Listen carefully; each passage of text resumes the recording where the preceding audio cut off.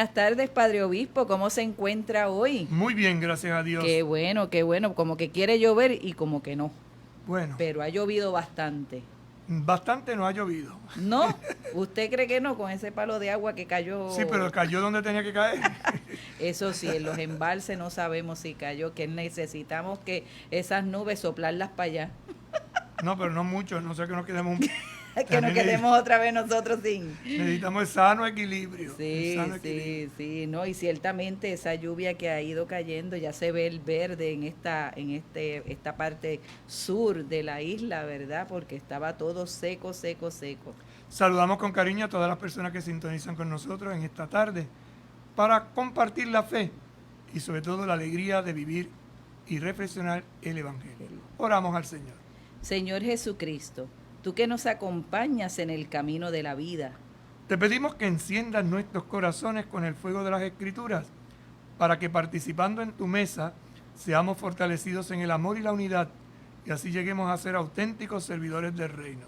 tú que vives y reinas por los siglos de los siglos, Amén. Santa María de Guadalupe, Ayúdanos a ser discípulos misioneros. San Juan Diego, Ayúdanos a ser discípulos misioneros. Beato Carlos Manuel. Ayúdanos a ser discípulos misioneros. Y estamos ahora en el tercer capítulo, en la segunda parte y tercera parte. Iniciábamos el día de ayer, ¿verdad?, con este tercer capítulo sobre el anuncio del Evangelio. O sea, continuábamos en la segunda y tercera parte y compartíamos lo que era la homilía, ¿verdad? Es decir, que una de las herramientas para este anuncio del Evangelio se da en el contexto litúrgico. Y el contexto litúrgico tiene una expresión específica, que es la homilía. La homilía es una conversación sobre los textos del día que se comparten y de esta forma se da testimonio de la fe. Y el Papa, a aquellos que tenemos esa misión, porque recuerden que homilía solo hacen los ministros ordenados, diáconos, presbíteros y obispos. Los demás se les llama reflexión, esa es la distinción entre un ministro ordenado cuando explica la palabra de Dios en el contexto litúrgico, hace una homilía. Hay una característica, porque a veces se ha confundido sermón con catequesis, con predicación, y se arma un lío.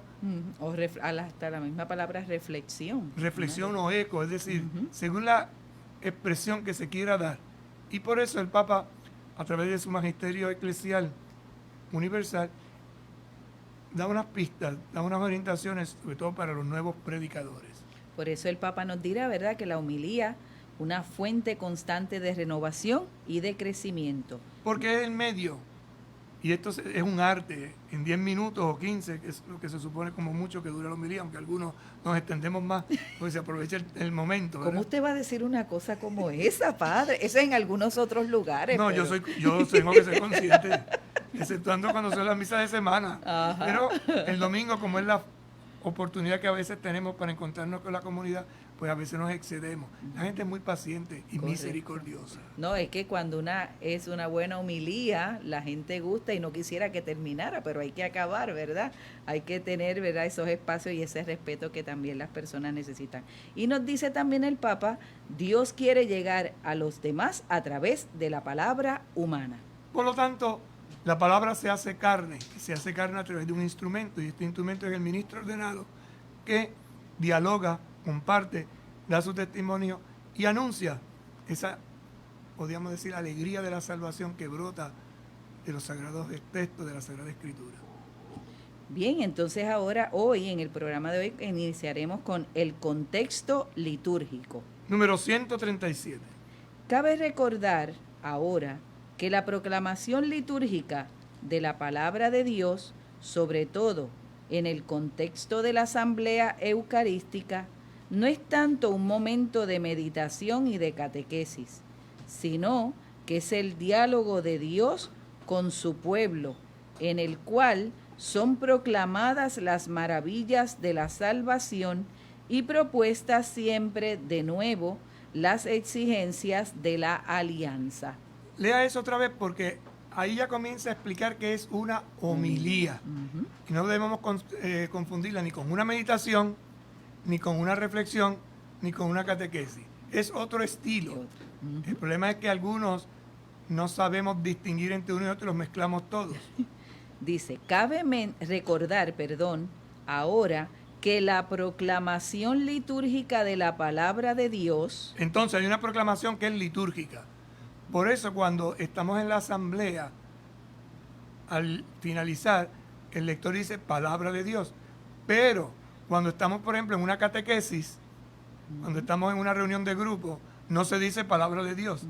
Y nosotros nos hemos acostumbrado a decir palabra de Dios cada vez que leemos la palabra, pero no es así, porque no es el contexto litúrgico. Se dice palabra de Dios, esa expresión es... solamente en la misa, en la liturgia, liturgia. no solo en la misa, porque todas las celebraciones litúrgicas tienen palabra de Dios.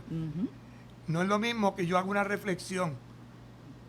Entonces a veces iniciamos una reunión y el que lee el Evangelio dice palabra de Dios, pero no es asamblea litúrgica, no tendría por qué decirlo, sino simplemente se lee el texto, ¿verdad? Pero se ha ido metiendo como esa costumbrita, ¿verdad? Y ahí es donde empiezan las confusiones. No, y eso es bueno aclararlo, padre, porque hay momentos en donde se dan lo que usted dice, estas reuniones, y a lo mejor la persona, como está consciente de esto, no dice ni palabra de Dios ni palabra del Señor, y rápido la gente que está, mira, no dijiste palabra de Dios y estás proclamando desde la Biblia. Es correcto. Entonces la expresión palabra de Dios o palabra del Señor es en el contexto litúrgico. No es que esté mal o deje de estarlo, pero es para que entendamos. Entonces, en el contexto litúrgico, en la asamblea sobre todo, eucarística, no es tanto el momento de una meditación. La meditación es otro estilo. Los religiosos, las religiosas, en la mañana, además de la oración comunitaria, hacen meditación. Sí. ¿Y qué es hacer meditación? Se elige un texto de la Sagrada Escritura, por ejemplo, o se elige la vida de un santo o un escrito espiritual, se lee y entonces se medita. ¿Qué es meditar? Darle vuelta, reflexionar. Entonces, la homilía no es para hacer una meditación. Cuando estamos ante el Santísimo Sacramento, en adoración, podemos hacer meditación, pero ese es otro estilo. El problema es que algunos hacemos el mismo estilo en todo, y ahí es donde se pierde y se desvirtúa el concepto homilético. La homilía, lo adelanto, es una conversación sobre, adelante. Sino que... espérate. Ajá, y de catequesis. ¿Qué es catequesis? Lo que estamos haciendo ahora. Esto es una catequesis. Si cogemos el texto y vamos dándole, explicándolo, tal. Pues a veces cogemos la homilía y hacemos una catequesis. Y no es eso. ¿Qué es la homilía entonces? Vamos a ver. Sino que es el diálogo de Dios con su pueblo. Diálogo de Dios con su pueblo. Entonces, el ministro ordenado es el que va a hacer presente la palabra de Dios en diálogo. Y por eso la homilía tiene un estilo de conversación. Cuando se toma así, muy moralista, es un sermón. O cuando es una enseñanza, es catequesis. O cuando es muy espiritual, es meditación. La homilía es otra cosa. Por eso, ser un buen homeleta, que es la palabra que se utiliza, lleva un arte. Y es lo que el Papa está tratando de decirnos. En 10 minutos trata de conversar sencillamente, pero da el mensaje. Ese mensaje de salvación. En el cual son proclamadas las maravillas de la salvación. Ahí está. Entonces, ¿para qué la homilía? Para proclamar la maravilla de la salvación. El modelo da a Jesús. Hoy se cumple esta escritura. ¿Por qué? Y entonces da el testimonio. Y segundo. Y propuestas siempre de nuevo las exigencias de la alianza. Hay maravillas. Mira qué maravilloso es Dios, que nos hizo cruzar el Mar Rojo. Pero eso lleva una alianza, un estilo de vida. Y hay que procurar que cada homilía me lleve a entrar en la maravilla de Dios. ¡Wow! ¡Qué maravilloso es Dios! Para entonces yo actuar. No es simplemente corregir. No es simplemente orientar. Es proclamar maravillas de Dios y actuar conforme en proyectos de alianza. Es difícil entenderlo a simple vista, ¿verdad? Por eso es un arte. Hay una valoración especial de la homilía que proviene de su contexto eucarístico, que supera a toda catequesis por ser el momento más alto del diálogo entre Dios y su pueblo antes de la comunión sacramental. Aquí está un punto importantísimo de por qué para nosotros la Eucaristía es tan fundamental. Léalo otra vez, hermano. Hay una valoración especial de la homilía que proviene de su contexto eucarístico. Por lo tanto, la homilía dicha en una Eucaristía es súper especial. Entiéndase lo que quiero decir, según palabras del Papa. ¿Por qué? Que supera a toda catequesis por ser el momento más alto Supera a toda catequesis. catequesis. ¿Y la razón? ¿Por qué supera? La catequesis es una explicación. Pues la homilía la supera. ¿Por qué? Por ser el momento más alto del diálogo entre Dios y su pueblo. Por lo tanto, a través de la homilía, Dios, utilizando este ministro ordenado, dialoga con su pueblo, le explica al pueblo, lo motiva, lo impulsa, lo guía, lo orienta, todo eso en un contexto de conversación. Antes de la comunión sacramental. Antes de recibir el sacramento, la palabra te prepara, te dispone. Por eso cuando la gente dice que todas las misas son iguales, no, señor, usted no acaba de entender. Lo que hace diferente cada Eucaristía es las lecturas. Porque la narrativa que viene después siempre es la misma. La maravilla, ¿cuál es? Que tomó pan, dio gracias, lo partió, se lo dio. Y dijo. ¿Qué es lo que dijo? En ese decir, en ese narrar, se actualiza el misterio de la salvación, la entrega total de Jesús. Por eso, y hace memoria. La gran plegaria para un cristiano, lo máximo que puede dirigirle Dios, un cristiano a Dios, es la Eucaristía. Por eso para nosotros la Eucaristía es fundamental. La homilía es un retomar ese diálogo que ya está entablado entre el Señor y su pueblo. La homilía entonces recupera el diálogo. ¿A través de qué recupera el diálogo? De la explicación que hace el ministro. El diálogo ya se da entre Dios y su pueblo, pero el ministro lo clarifica. El que predica debe reconocer el corazón de su comunidad para buscar dónde está vivo y ardiente el deseo de Dios.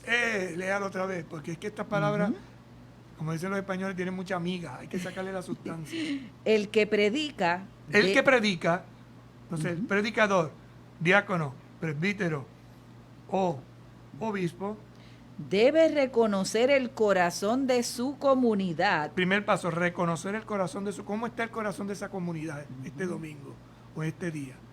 ¿Está contento, está alegre, está triste, está agotado? ¿Cómo está? Por eso tiene que ser sensible, uno no puede predicar de cualquier cosa. Para buscar dónde está vivo. ¿Dónde está vivo? Y además, ardiente el deseo de Dios. Ese deseo de Dios, ¿dónde está vivo? ¿Y por qué está ardiendo en mí la búsqueda de Dios? Y también donde ese diálogo, que era amoroso, fue sofocado o no pudo dar fruto. Las dos cosas. Donde arde, donde está vivo, pero también donde fue sofocado. Era amoroso. O no puede dar fruto. Por lo tanto, llamada a seguir atizando el fuego, ¿verdad? O se apagó el fuego, volverlo a encender, volverlo a motivar. Entonces, llamada amorosa, respuesta amorosa. Llamada a la conversión, respuesta de fidelidad. Y así sucesivamente. Nos dirá el Papa en el número 138. Entonces, resumiendo un poquito aquí, sí, cómo no, porque es importante entenderlo, ¿verdad? Ese diálogo de Dios con su pueblo, en el cual son proclamadas las maravillas de la salvación, y se propone siempre de nuevo las exigencias de la alianza. Además, se retoma ese diálogo ya establecido entre el Señor y su pueblo.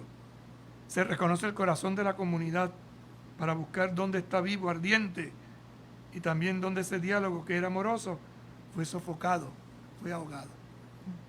Si vamos entendiendo, nos daremos cuenta entonces que la próxima homilía que escuchemos tiene que darse estas claves, que se dan Lo que pasa es que a veces no somos conscientes y en esta catequesis estamos Correcto. explicando para que poquito a poco nos vayamos dando cuenta de por qué en la iglesia hacemos ciertas cosas que hacemos, ¿verdad? Pues estamos distraídos o nuestra mente en un momento dado se nos fue de la homilía que el sacerdote está dando en ese momento. Y recordar algo muy importante, que lo más importante no es la homilía, Ujú.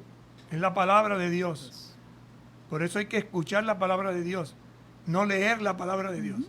Por eso decía aquí, ¿verdad? Que era, y la propuesta siempre de nuevo, las exigencias de la alianza, esa alianza de Dios con su pueblo, ¿verdad? Esa experiencia. Por eso, dentro del contexto de la liturgia, de la celebración eucarística, tenemos la palabra de Dios y siempre se lee un texto del Antiguo Testamento que nos hace memoria, el Salmo, ¿verdad? La segunda lectura.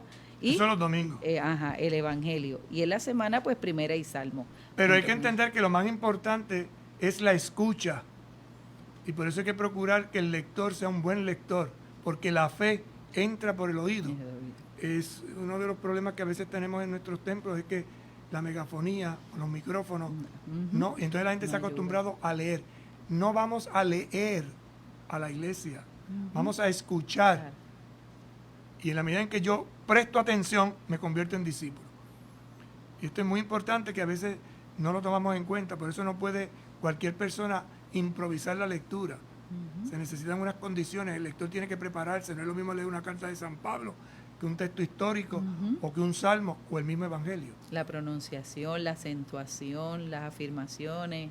Después está organizado metodológicamente en el ciclo de los 3 domingos, de los 3 años, perdón, como usted decía bien ahorita, en el tiempo ordinario, una lectura del Antiguo Testamento, una narrativa, después un salmo como respuesta a esa palabra, un testimonio de las cartas apostólicas de San Pablo, de San Juan o de San Pedro, San Judas, o el libro del Apocalipsis, que es profético, y después el Evangelio. Es una gradualidad. En la semana es más breve. Una lectura que en el tiempo ordinario pues se van escuchando porciones, sagrados textos que van guiándonos en el camino. Menos en el tiempo pascual, que siempre se leen los Hechos de los Apóstoles.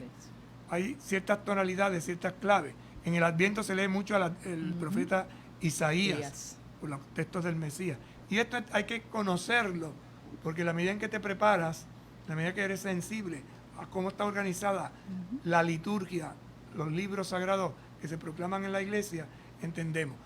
Nosotros, por eso se llaman los libros de la iglesia leccionarios.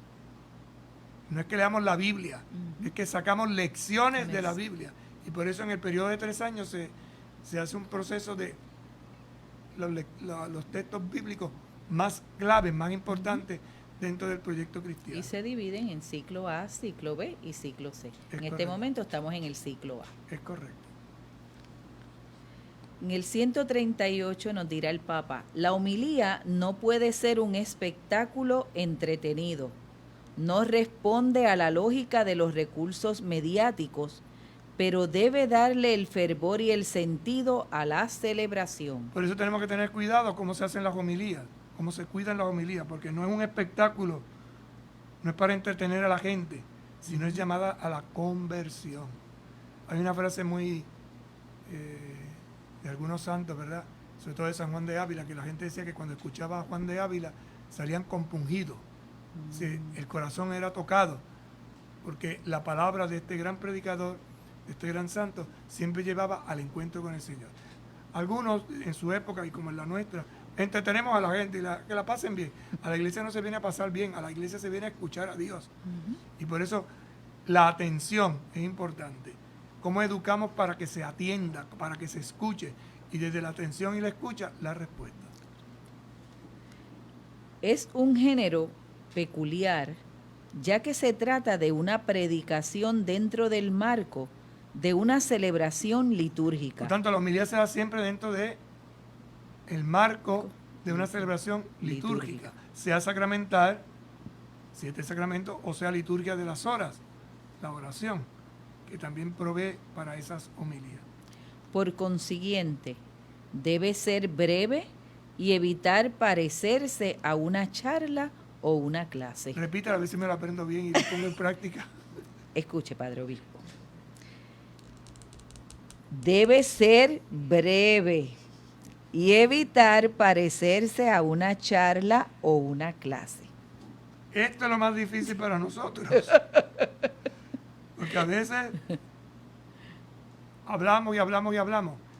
Y hay que procurar. Y por eso es un arte. Fíjate, uno tiene que hablar a un público que es bien variado. Correcto. Donde lo más interesante es que desde el más pequeño al más anciano pueda comprender.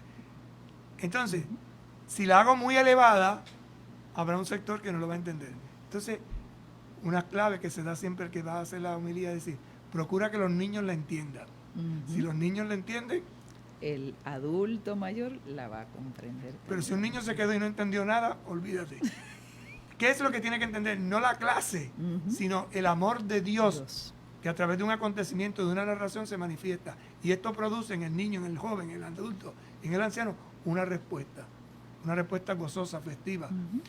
A veces de alabanza, a veces de súplica de perdón, a veces de petición. Por eso es un arte. Y hay que pedir al Señor que conceda ese arte a los ministros de la iglesia.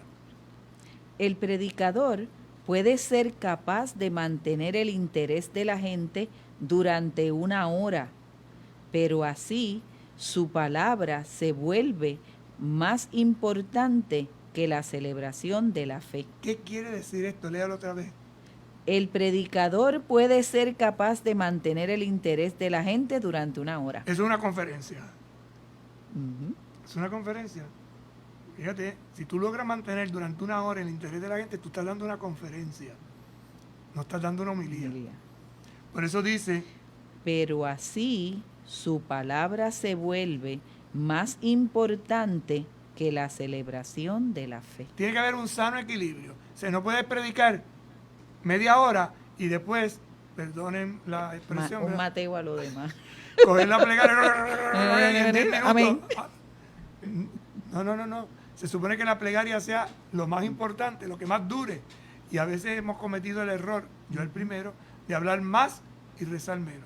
Porque nos olvidamos que la plegaria eucarística es la gran oración por la que se actualiza el misterio de nuestra salvación. Y es la que viene a recoger todo lo que hemos vivido desde la palabra, ¿verdad? La mesa y todo lo que hasta que recibimos. Que se hace oración. Fíjate que la liturgia tiene pues dos eucarísticas, estamos hablando de dos momentos. La liturgia de la palabra, que prepara la liturgia del sacrificio. Y tiene que haber un balance, un equilibrio. Cuando eso se desbalancea, no funciona. Si la homilía se prolongara demasiado, afectaría dos características de la celebración litúrgica. ¿Qué son? La armonía entre sus partes y el ritmo. Un equilibrio, un balance. Si te hace, pasa como los brazos. Si usted tiene un brazo más largo que otro, el cuerpo se desbalancea. Y así nos pasa en la vida litúrgica, en la vida de fe. Si alargamos una cosa mucho, el otro brazo nos queda corto. Y entonces... Lo que usted decía ahorita, ¿verdad? Si le damos más a la homilía y después lo otro, vamos rapidito, pues pierde. Si la homilía se prolonga demasiado... Sí, que cuando la predicación se realiza dentro del contexto de la liturgia, se incorpora como parte de la ofrenda que se entrega al Padre como mediación de la gracia que Cristo derrama en la celebración. Entonces la liturgia se incorpora como parte de la ofrenda que se entrega al Padre. ¿Quién es el que se ofrece? Jesucristo, que se da en palabra, que se hace pan. Por eso en la Eucaristía tenemos dos mesas, la mesa pequeña, el pan de la palabra, y la mesa grande, que es la del sacrificio, la entrega. Ese mismo contexto exige que la predicación oriente a la asamblea. Clave, la predicación está para orientar a la asamblea. Y también al predicador. Entonces no es que yo te predico a ti, es que me predico a mí. Lo que yo le estoy diciendo al pueblo me lo tengo que decir a mí. Porque ustedes, pues a veces porque ustedes tienen que hacer, porque ustedes, y usted, padre, ¿no? ¿Cómo es? Entonces el lenguaje... Nosotros, así tiene que ser inclusivo para el mismo que habla. y también el predicador, a una comunión con Cristo en la Eucaristía que transforme la vida. Comunión, transformación. Por eso muchas veces le digo a la gente, acuérdense que en la misa hay 5 comuniones. La comunión de la asamblea, que se reúne, la comunión de la palabra, la comunión de la mesa, la comunión de la ofrenda y la comunión en la misión. El envío. Y de eso hay que estar preparado. A veces podemos comulgar con la palabra y no podemos comulgar con la mesa, porque hay un impedimento. O no estamos preparados, o no ha llegado la edad. Por ejemplo, los niños pequeñitos pueden ir a la Eucaristía, entran en comunión no de la mesa directamente con el sacramento, pero si escuchan la palabra, si son parte de la ofrenda que aportan, y son parte del envío y de la asamblea que se reúne, correcto. y así sucesivamente. Esto reclama que la palabra del predicador no ocupe un lugar excesivo, de manera que el Señor brille más que el ministro. Ven, no se trata de que deslumbre el ministro, sino que lleve al encuentro con el Señor. Pausamos y en breve regresamos. Con un paso de fe a Cristo verás, con un paso de fe a Cristo verás, con un paso de fe a Cristo verás, con un paso de fe a Cristo verás. ¡Los cuatro! Moverás las montañas, caminas sobre agua, caminas sobre fuego. Hablando en su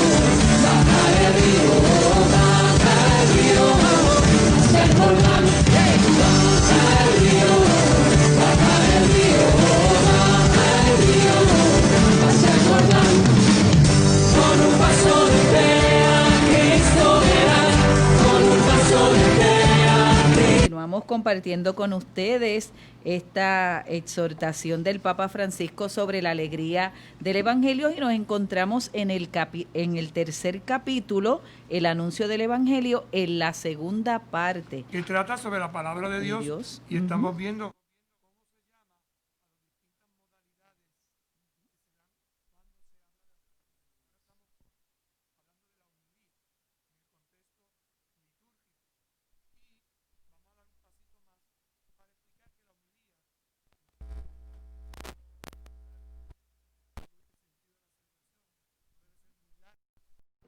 no debe ser monótona y que tiene un estilo propio.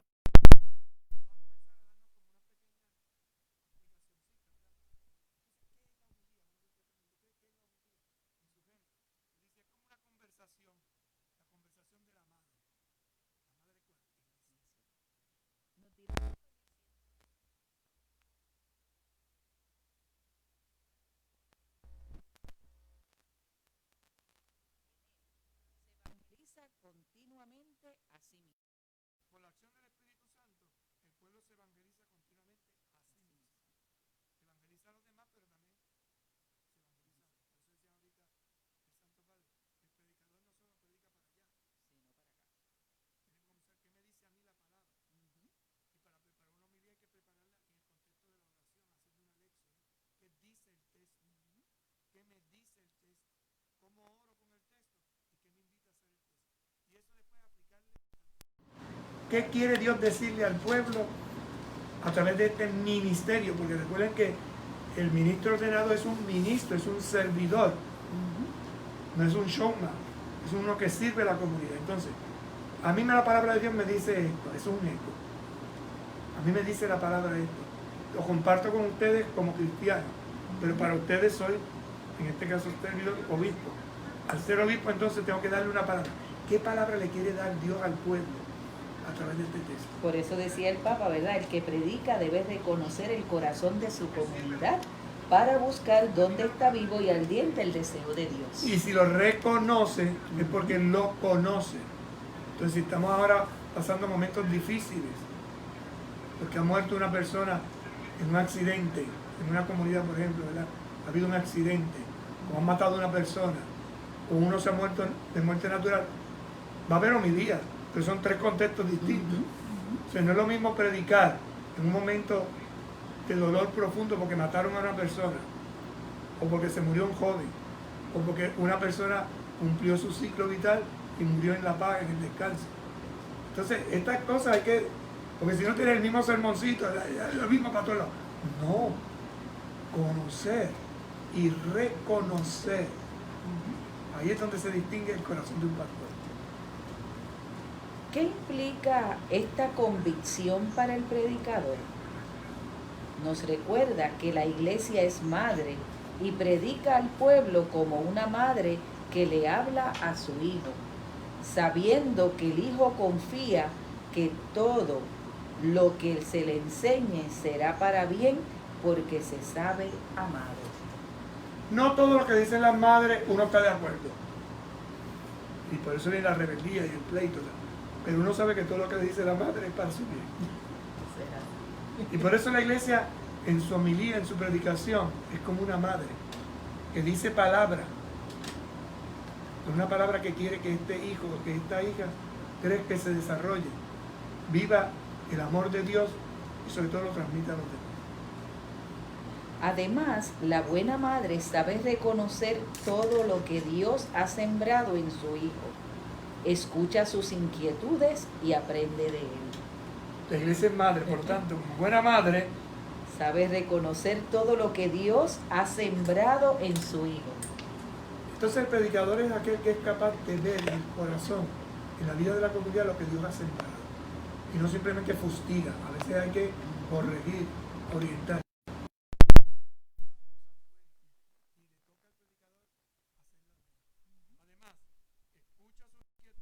Y aprende de él. Escucha. ¿Qué me quiere decir esta persona? Cuando uno termina, y hay veces que la persona se acerca y le dice a uno, ¡Ave María! ¡Qué latoso es usted! ¿Qué me quiere decir? O lo que usted me dio me tocó el corazón. O me siento tan reconfortada, o me siento tan triste conocer, dialogar. Es el momento que Dios confirma la predicación realizada. El espíritu de amor que reina en una familia guía tanto a la madre como al hijo en sus diálogos, Guía, entonces la homilía guía en sus diálogos. donde se enseña y aprende, Aprende, enseña, se corrige y se valora lo bueno. corregir, regir el corazón, valorizar todo lo bueno. Así también ocurre en la homilía. Entonces una buena homilía que demuestra el amor que se tiende en la familia. Un amor que lleva al diálogo, un diálogo que enseña, un diálogo donde se aprende, se corrige, se valora lo bueno. Se establece entonces un puente, una comunión real. El espíritu que inspiró los evangelios y que actúa en el pueblo de Dios inspira también cómo hay que escuchar la fe del pueblo y cómo hay que predicar en cada Lo que Eucaristía. decíamos hace un momento, ¿no? Si te dejas guiar por el Espíritu te va a orientar, te va a guiar, te va a sostener y pondré en tus labios. ¿Qué pondré en los labios? La palabra adecuada. La prédica cristiana, por tanto, encuentra en el corazón cultural del pueblo una fuente de agua viva para saber lo que tiene que decir y para encontrar el modo como tiene que decirlo Para encontrar lo que hay que decir, y el modo. el modo. Como a todos nos gusta que se nos hable en nuestra lengua materna, así también en la fe nos gusta que se nos hable en clave de cultura materna, en clave de dialecto materno, y el corazón se dispone a escuchar mejor. Ahí cita un texto de los Macabeos. Es muy interesante que lo podamos ver. Hermana, ¿tiene la Biblia por ahí? Cerca. No, ese es el Nuevo Testamento. Este es el Nuevo Testamento. Vamos a buscar una Biblia y mientras usted la busca, si se acerca allá, la biblioteca de allá, están allá. Tiene que cruzar el salón. Mientras ella cruza y se mueve, ¿qué es ese dialecto? ¿Qué es esa palabra que brota del corazón de una madre? Una palabra sencilla, pero encendida.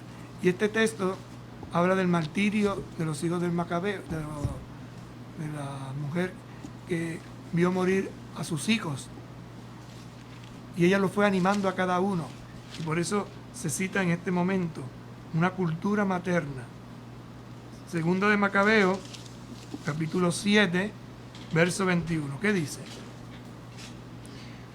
Con noble actitud, uniendo un ardor varonil a la ternura femenina, fue animando a cada uno y les decía en su lengua: yo no sé cómo ustedes aparecieron en mis entrañas. No fui yo la que les dio el espíritu y la vida, ni la que ordenó armoniosamente los miembros de su cuerpo. Fue el creador del universo el que modela la raza humana y determina el origen de todo. Él, con su misericordia, les devolverá el aliento y la vida si ahora se sacrifican por su ley. Antíoco creyó que la mujer lo despreciaba y sospechó que lo estaba insultando. Todavía quedaba el más pequeño, y el rey intentaba persuadirlo, no solo con palabras, sino que le juraba que si renegaba de sus tradiciones, lo haría rico y feliz, lo tendría por amigo y le daría algún cargo. Pero como el muchacho no hacía el menor caso, el rey llamó a la madre y le rogaba que aconsejase al chiquillo para su bien. Tanto le insistió que la madre accedió a persuadir al hijo. Se inclinó hacia él y, riéndose del cruel tirano, habló así en su idioma: hijo mío, ten piedad de mí, que te llevé 9 meses en el seno. te amamanté y crié 3 años, y te he alimentado hasta que te has hecho un joven. Hijo mío, te lo suplico, mira el cielo y la tierra, fíjate en todo lo que contiene, y verás que Dios lo creó todo de la nada, y el mismo origen tiene el hombre. No temas a ese verdugo, no desmerezcas de tus hermanos, y acepta la muerte. Así, por la misericordia de Dios, te recobraré junto con ellos. Las palabras de una madre a sus hijos que están dando la vida por la fe. Antíoco mata a estos jóvenes. Y es interesante porque en sus palabras está, por decirlo de alguna manera, más centrada, ¿verdad? ¿Cuál es la tarea y la misión de la iglesia como madre? Entonces, esta lengua es un tono que transmite ánimo, aliento, fuerza e impulso. De eso se trata. De hacer de ese momento de la escucha un momento donde recibimos la palabra y aquel que la explica como una buena madre nutre, alimenta, porque habla desde el corazón. Por eso el texto dirá, Padre, apenas ella terminó de hablar, el muchacho dijo, ¿qué esperan? Yo no obedezco el decreto real, yo obedezco los decretos de la ley dada a nuestros antepasados por medio de Moisés, pero tú, que has tramado toda clase de crímenes contra los hebreos, no escaparás de las manos de Dios. Interesante porque hay que leer la narración completa, ¿verdad? Correcto. Este capítulo completo donde se narra la muerte de estos valientes muchachos, educados en la fe, en la alianza de este pueblo de Israel que vivía la fidelidad. Judas Macabeo fue el que se rebela contra los paganos y dan la vida por esa alianza que Dios había hecho con ellos, y ellos están dispuestos a defender hasta la muerte, conscientes de que hay otra vida. Eso es así, ¿no? Y como la madre comienza hablando, ¿verdad? Que ella no se explica cómo de sus entrañas ha podido dar a luz a estos hijos, y de la manera en cómo ellos han vivido, ¿verdad? La fe y la han asumido en cada uno de ellos. Por eso una buena madre transmite la fe. Y esa que se enseña a los niños de pequeñito, cuando una mamá enseña a rezar, cuando una mamá enseña a amar a Dios, aunque haya una época en que los muchachos o muchachas se desvíen, al final esa semilla florece, no hay que desanimarse. Hacen su homilía, su homilía en el toque de la vida. Eso se aprende del pueblo y eso es lo que la iglesia está llamada a hacer a través de sus ministros. Era como decíamos, Padre, cuando compartíamos la exhortación del llamado a la santidad sobre Loida y Eunice a Timoteo, ¿verdad? Cómo le había enseñado, y era la presencia de la abuela, cómo la abuela había orientado a este niño, y una madre que también estaba ahí educando en la fe. Fíjate que hay una gran dependencia, una gran conexión, una gran unión entre la madre y los hijos. Ella lo gesta durante 9 meses en su vientre, y ese acompañamiento vincula para toda la vida. Por eso el don de la maternidad es una bendición que en la medida que se cumple plenamente esa vocación, se crea no solo un ser viviente, no una criatura, no solo un hombre o una mujer, sino sobre todo un ciudadano del cielo. Esta es la fe que da la Iglesia Católica. Correcto, y por eso nos presenta hoy a la Iglesia como madre. Como madre. Este ámbito materno eclesial en el que se desarrolla el diálogo del Señor con su pueblo debe favorecerse y cultivarse mediante la cercanía cordial del predicador, la calidez de su tono de voz, la mansedumbre del estilo de sus frases, la alegría de sus gestos. Fíjate que va dando unas líneas o unos puntos de cómo debe ser. Vamos a leerlo otra vez. Este ámbito materno eclesial, Entonces, en el ámbito en que descubres que la iglesia es madre, en el que se desarrolla el diálogo del Señor con su pueblo, un diálogo, así como la madre habla con sus hijos, debe favorecerse y cultivarse. ¿cómo se favorece y se cultiva? Lo mismo que hace una madre. Y dice, mediante la cercanía cordial del predicador, cercanía cordial, es decir, una conexión, una ternura, una palabra, un gesto que conecta. Y es cordial porque nace del corazón. la calidez de su tono de voz, El tono de voz, cómo te diriges a la persona.